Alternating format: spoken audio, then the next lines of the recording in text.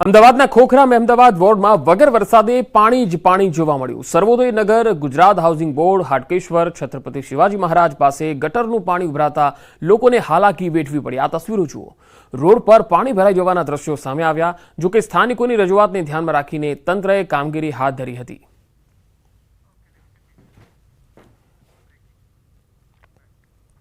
સુરતના પલસાણામાંથી નશાની ફેક્ટરી ઝડપાઈ। ગુજરાત એટીએસના કારેલીમાં દરોડા, ડ્રગ્સ જેવું કેફી પદાર્થ બનાવી અને ફેક્ટરી ઝડપાઈ છે। પતરાના શેડમાં આ ફેક્ટરી ધમધમતી હતી। રો મટીરીયલ સાથે 2 શખ્સોની અટકાયત કરી છે। રહેણાંક વિસ્તાર વચ્ચે આ સમગ્ર રેકેટ ચાલતું હતું। ગોડાઉન સીલ કરીને વધુ તપાસ ચાલી રહી છે। આ ડ્રગ્સ બનાવવાનું રો મટીરીયલ ક્યાંથી આવ્યું અને કોણ કોણ સંડોવાયેલું છે તેની તપાસ ચાલી રહી છે। તો મહત્વપૂર્ણ સમાચાર આવી રહ્યા છે કે પલસાણામાંથી નશાની ફેક્ટરી છે એ પકડી પાડવામાં આવી છે। ગુજરાત એટીએસના કારેલીમાં દરોડા, ડ્રગ્સ જેવું કેફી પદાર્થ બનાવતી આ ફેક્ટરી ઝડપાઈ છે। પતરાના શેડમાં આ ફેક્ટરી ધમધમતી હતી। રો મટીરીયલ સાથે 2 શખ્સોની અટકાયત કરી લેવામાં આવી છે। હજુ પણ કેટલીક અટકાયત થઈ શકે છે। પૂછપરછ પણ ચાલી રહી છે। રહેણાંક વિસ્તાર વચ્ચે આ સમગ્ર રેકેટ ચાલતું હતું।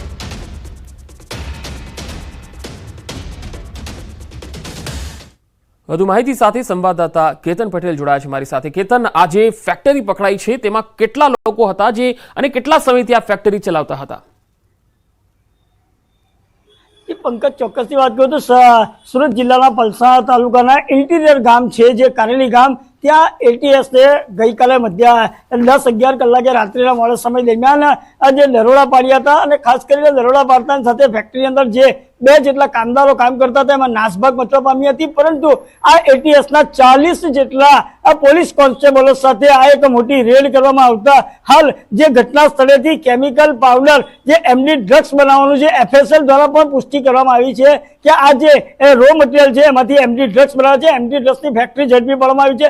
ખાસ કરીને વાત કરવામાં આવે તો જે 2 આરોપી જે ઝડપી પાડ્યા છે એટીએસએ, એમાંથી એક આરોપી સુરતનો હોવાનું બહાર આવ્યું છે, તો બીજો એક આરોપી યાદવ સરનેમનો હતો, એ ભાગેલો હતો અને ભાગી ગયો હતો। એને વાપીને દમણ વચ્ચેથી રાતોરાત એટીએસની ટીમે ઉપાડી લીધો છે અને અટકાયત પણ કરી છે। ખાસ વાત તો એ છે કે આજે રહેણાંક વિસ્તાર અને ભરવાડ વસાહત વિસ્તાર હોય અને પોલીસ ત્યાં સ્પોટ ઉપર પહોંચે એની શંકાનો જે અંતર્ગત ખાસ કરીને એટીએસના કર્મચારીઓ પણ ભરવાડનો વેશ ધારણ કરીને આ એક રેડ કરી હતી। લોકોમાં ખબર પડે કે આ પોલીસ નથી અને ભરવાડ છે, એવી રીતના દ્રશ્યો જોવા મળ્યા હતા। અને ખાસ કરીને આ જે કારખાનું ચાલતું હતું એ ડ્રગ્સ બનાવવાનું, એ કોઈ ભાડે આપ્યું હતું અને ભાડા કરાર છે કે નહીં અને આ જે ચૂના બનાવવાની ફેક્ટરીનું એક નામ લઈને ભાડે લેવામાં આવ્યું હતું, પરંતુ ચૂનાની આજની અંદર શોર્ટકટમાં સારા રૂપિયા અને જલ્દી રૂપિયા કમાવાની લાલચ છે એમડી ડ્રગ્સની ફેક્ટરી આ ચાલતી હોવાનું એક બાતમી એટીએસને મળતા હાલ 2 આરોપીની ધરપકડ કરી છે। 4 જેટલા મોટા પેકિંગો એટીએસની ટીમે એમડી ડ્રગ્સના જપ્ત કર્યા છે। તો એ ડ્રગ્સની કિંમત અંદાજિત 42 થી 44 કરોડ રૂપિયા જેટલી પણ થવા જાય છે। ખાસ કરીને એફએસએલની ટીમે ઘટના સ્થળ પર જ જે સાબિત કરી દીધું હતું કે આ એમડી ડ્રગ્સ છે એ ચોક્કસપણે એટીએસએ એ દિશામાં તપાસ કરીને જી કેતન, આભાર સમગ્ર માહિતી આપવા માટે। તો રહેણાંક વિસ્તાર વચ્ચે જ આ આખું રેકેટ ચાલતું હતું। હવે તપાસમાં વધુ કેટલાક નામો પણ ખુલી શકે છે।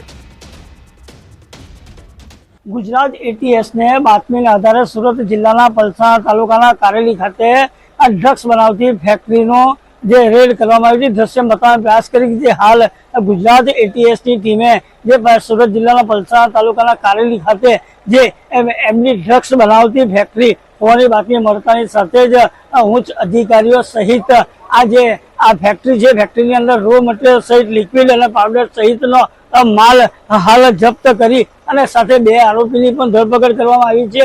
વધારેનો કરોડોનો માલ હોવાની પણ હાલ શક્યતાઓ વર્તાઈ રહી છે। ખાસ કરીને એટીએસના ઉચ્ચ અધિકારીઓને પણ પૂછવામાં આવ્યું છે, હજી ફરિયાદની કામગીરીઓ થશે અને ત્યારબાદ સંપૂર્ણ વિગતો પણ આપવામાં આવશે। દ્રશ્યમાં જોઈ શકો છો કે આ જે ફેક્ટરી હતી, આ ડ્રગ્સ બનાવતી ફેક્ટરી હતી, એને સીલ કરી દેવામાં આવી છે અને આ જે ફેક્ટરીની અંદર જે રો મટીરીયલ સાથે 2 આરોપીની પણ હાલ અટક કરવામાં આવી રહી છે। ચોક્કસપણે એટીએસના અધિકારીઓ દ્વારા માહિતી મળવા પામી છે। કેમેરામેન સ્મિત રાઠોડ સાથે કેતન પટેલ, ન્યૂઝ 18 ગુજરાતી, કારેલી, સુરત। ગાંધીનગરમાં અકસ્માતનો બનાવ સીસીટીવીમાં કેદ થયો. રોડ સાઈડ ચાલતા શિક્ષિકાને માર મારી ટક્કર માર્યો હતો. એક કારે ટક્કર મારી હતી. દહેગામનો આ બનાવ છે. દહેગામની નહેરુ ચોકડી પાસેનો આ બનાવ છે. શિક્ષિકાને કાર ચાલકે પાછળથી અડફેટે લીધા હતા. કારની ટક્કરને કારણે ફંગોળાયેલ શિક્ષિકાને ગંભીર ઈજા થઈ. ઈજાગ્રસ્ત શિક્ષિકા હાલ સારવાર માટે ખસેડાયા છે. કારના ચાલક સામે ગુનો નોંધીને વધુ તપાસ ચાલી રહી છે. ફરી એકવાર આખો આ બનાવ કહી દઉં તો ગાંધીનગરમાં અકસ્માતનો આ બનાવ સીસીટીવીમાં કેદ થયો છે. રોડ સાઈડ ચાલતા એક શિક્ષિકાને એક કારે ટક્કર મારી હતી. દહેગામની નહેરુ ચોકડી પાસેનો આ બનાવ છે. શિક્ષિકાને કાર ચાલકે પાછળથી અડફેટે લીધા.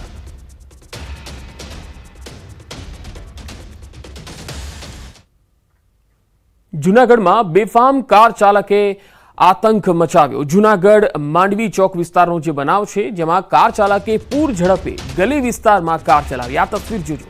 પાર્ક કરેલ વાહનોને અડફેટે લીધા હતા. પોલીસે આ કાર ચાલકને ઝડપી લીધો છે. સમગ્ર બનાવ સીસીટીવીમાં પણ કેદ થયો છે. આ તસવીરો જુઓ કેવી રીતે આ કાર ચાલક બેફામ ચલાવી રહ્યો છે ગલીમાં. જૂનાગઢ માંડવી ચોક વિસ્તારનો આ બનાવ, જ્યાં કાર ચાલક પૂર ઝડપે ગલી વિસ્તારમાંથી પસાર થયો અને તેણે ફૂલ સ્પીડમાં કાર હંકારી અને જે પાર્ક કરેલા વાહનો હતા તેને પણ અડફેટે લીધા હતા, જેના કારણે વાહનોને પણ નુકસાન થયું.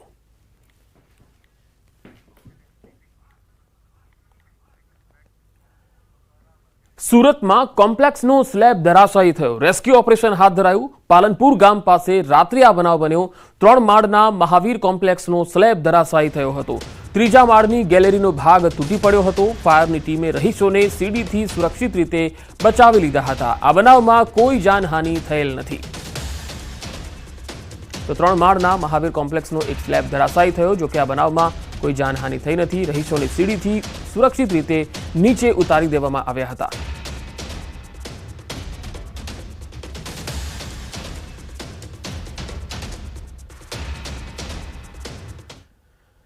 રાજ્યના વધુ સમાચારો પર નજર કરીશું. હાલ રોકાઈશું એક બ્રેક માટે.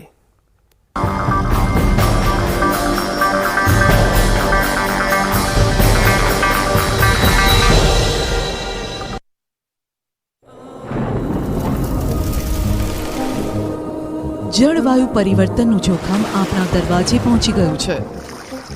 હવે જરૂર છે એક મોટા ક્રાંતિકારી બદલાવની, અને આનો પ્રારંભ થશે 140 કરોડ ભારતીયોથી. આ ક્રાંતિ શરૂ થશે એક વૃક્ષથી.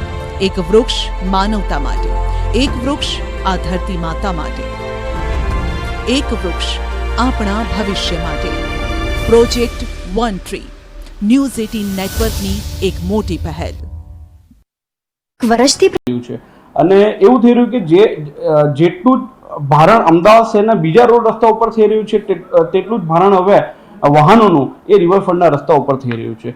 ક્યાંય ને ક્યાંય એવું લાગી રહ્યું છે કે રિવરફ્રન્ટ ઉપરનો જે વિકાસ છે એ વિકાસ આવનાર દિવસોમાં ક્યાંય ને ક્યાંય વાહનોને લગતી સમસ્યા વધારી શકે છે.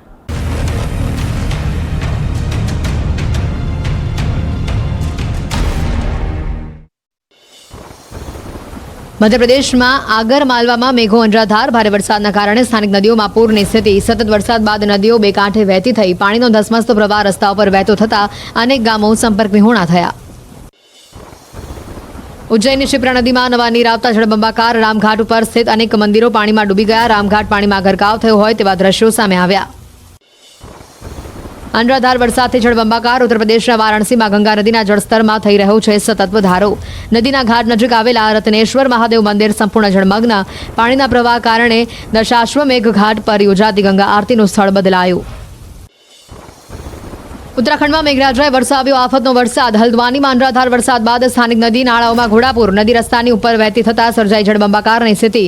પાણીના પ્રવાહમાં એક કાર ફસાઈ. રેલિંગની મદદથી કારમાં સવાર 2 લોકોએ પોતાનો જીવ બચાવ્યો.